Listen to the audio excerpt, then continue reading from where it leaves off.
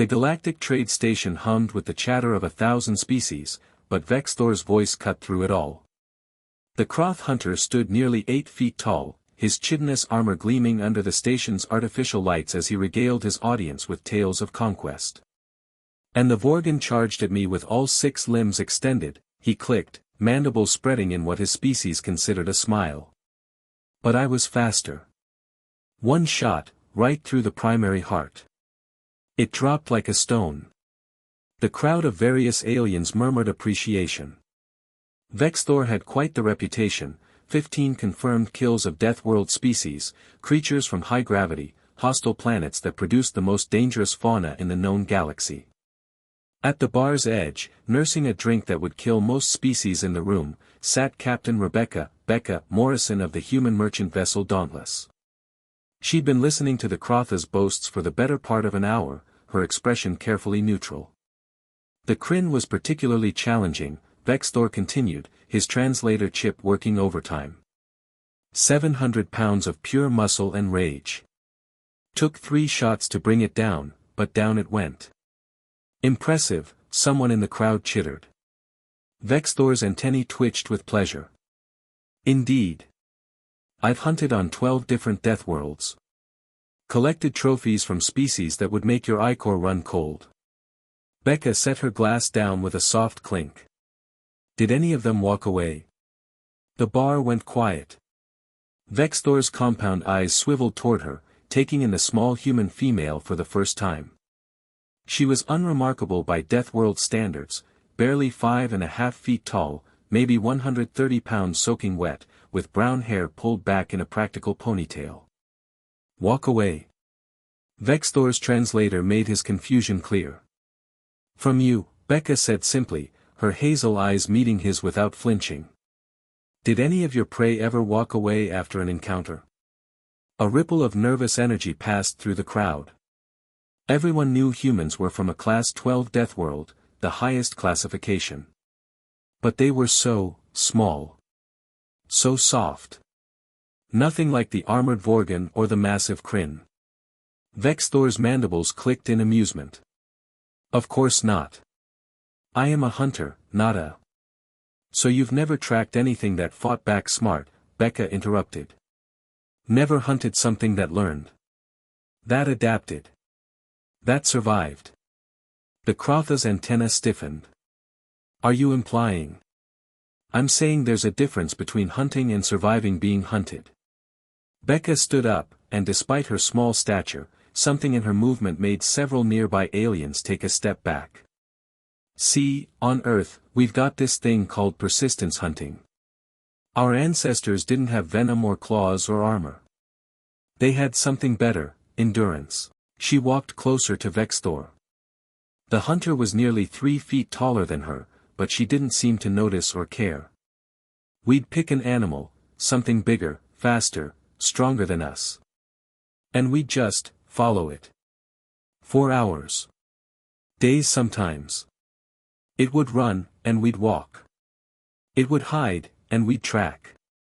It would fight, and we'd back off just enough, then come right back. No claws. No venom. Just a sharp stick and the absolute certainty that we were going to outlast it. Vexthor's translator was silent for a moment. That's absurd. Inefficient. Maybe, Becca shrugged. But it worked. And you know what the really scary part is? We didn't just do it to hunt food. We did it to anything that threatened us. Predators learned real quick that attacking a human meant that human would remember. Would track them. Would find their den, their nest, their home. Humans don't just fight threats, we end them. She took another sip of her drink. Hell, we domesticated wolves, apex predators, just by being friendly and persistent enough. Turned them into dogs. Now they love us more than they love themselves. We didn't conquer Earth by being the strongest or the fastest. We did it by being the thing that absolutely would not stop. The bar was dead silent now. So I'll ask again, Becca said softly. Did any of them walk away? Because if they didn't, you weren't testing yourself against a real Deathworlder. You were just shooting animals. Vexthor's chitin plates shifted, a sign of agitation in his species. You dare challenge me, human? Nope. Becca turned back toward her drink. Just making an observation. See, a real Deathworlder doesn't just fight once. They learn. They adapt. They come back smarter. Meaner. More prepared. Every encounter that doesn't kill them makes them more dangerous.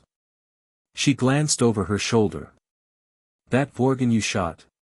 If it had walked away, it would have learned to dodge. That Kryn would have learned to ambush from behind. They'd have remembered you, tracked you, adapted their tactics.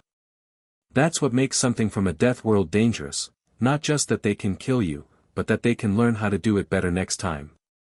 Vexthor was silent for a long moment. Then, and you? Have you walked away? Becca's smile didn't reach her eyes. 3 times. Different hunters, different worlds. And I learned something from each one. What did you learn? That anything worth hunting is worth letting go, she said. Because if you don't, you'll never know if you could have survived the rematch. She finished her drink and tossed a credit chip on the bar. But hey, you've got an impressive trophy room, I'm sure. Must be nice, collecting. Perhaps you would share tactics sometime. Over a less public setting. Becca looked back, and this time her smile was genuine. Maybe. But fair warning, humans don't just share tactics. We share stories. And every story is a lesson on how we survived when we shouldn't have. I would like to hear these stories. Then buy me dinner sometime, Hunter. But remember, on Earth, we've got a saying, it's not whether you win or lose. It's whether you live to fight another day. She tapped her temple. Your trophies can't teach you anything. My scars taught me everything.